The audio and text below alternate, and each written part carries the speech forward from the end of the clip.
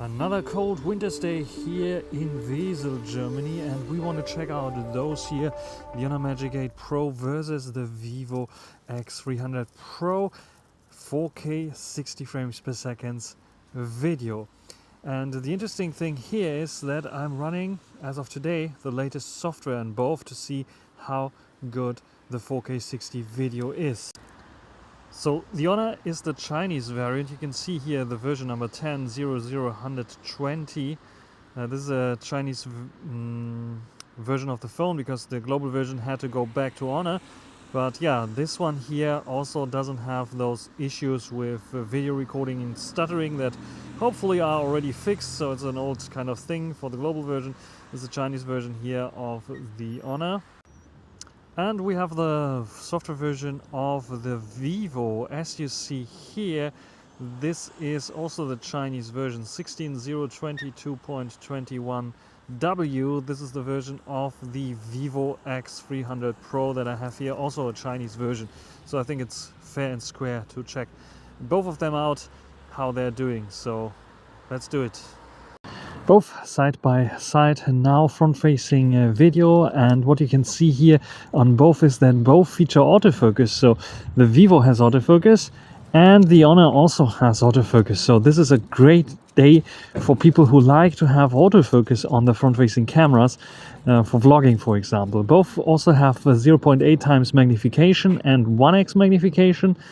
Which one is working better? There's even 2x on the Vivo, but the Honor doesn't have this option. Let's go back to 0.8 times. Which one is wider here? Which one you like better in terms of colors? Which one you like better in HDR? I think maybe, yes, the Vivo is doing a bit better there with HDR. The Honor is a bit overblown. Also, the white balance is changing on the Honor quite dramatically. The Vivo at 4K 60 frames per second doesn't have the option to switch to the back-facing cameras, but it has this on 4K 30. The Honor doesn't have it at all, which is a bit of a bummer because the Honor number series, like the 400, 200, 70, 90, they all have this option, at least in 4K 30, to switch to the back-facing cameras, which is a bit of a bummer. So I have to stop recording here on the front-facing cameras, and we check out the mains. So now the main camera sensor on both 4K 60 frames per second. What do you think about those here for vlogging? The main camera sensors are exactly the same size, 101.28 inch size sensors.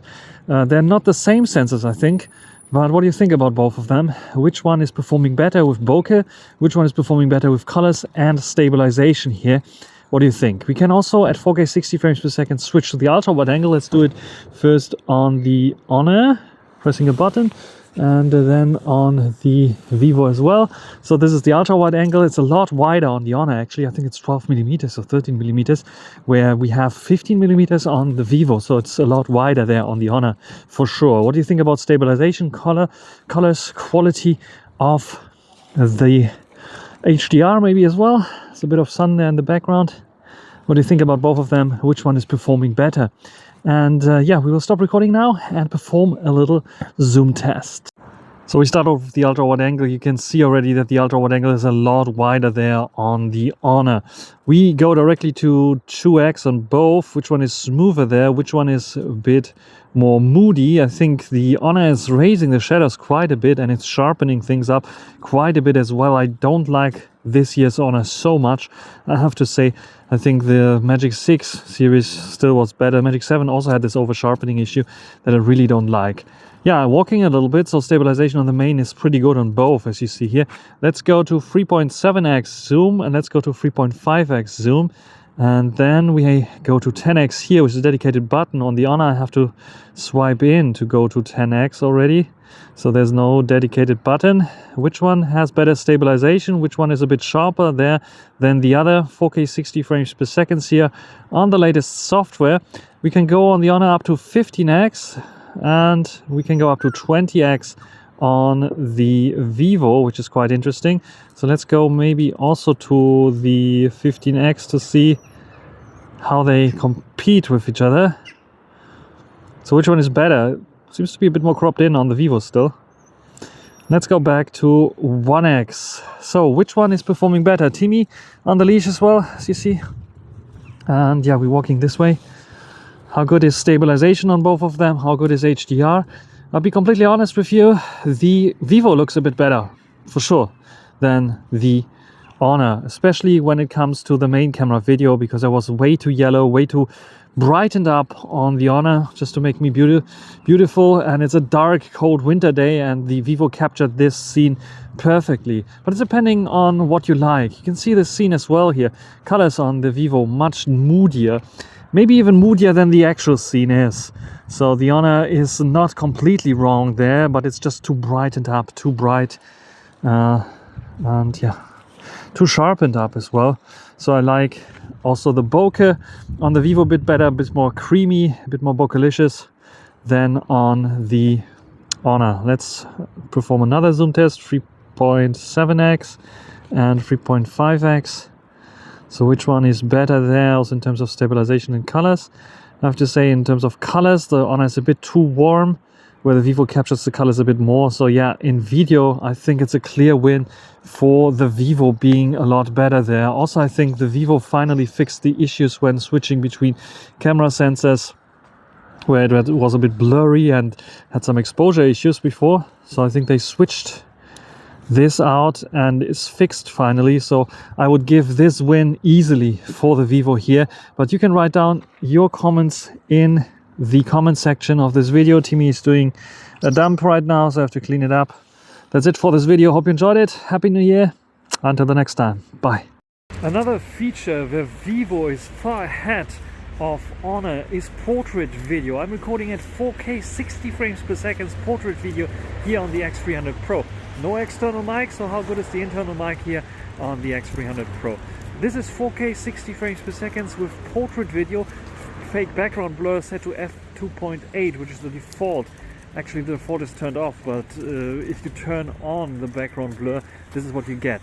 You have various different LUTs that you can apply. Some are built in, but you can also apply your own LUT, which is also a very nice feature that you have here. That is a very good feature that you only have here on the Vivo.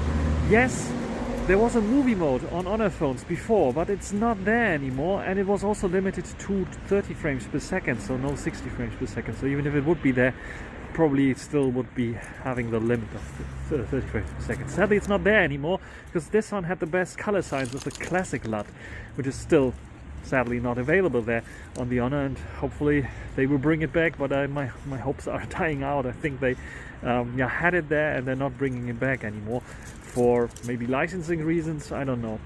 Anyway, this is the portrait video mode, and this one at 4K 60 frames per second doesn't even work, not only work on the back facing camera but also on the front facing camera. How cool is that?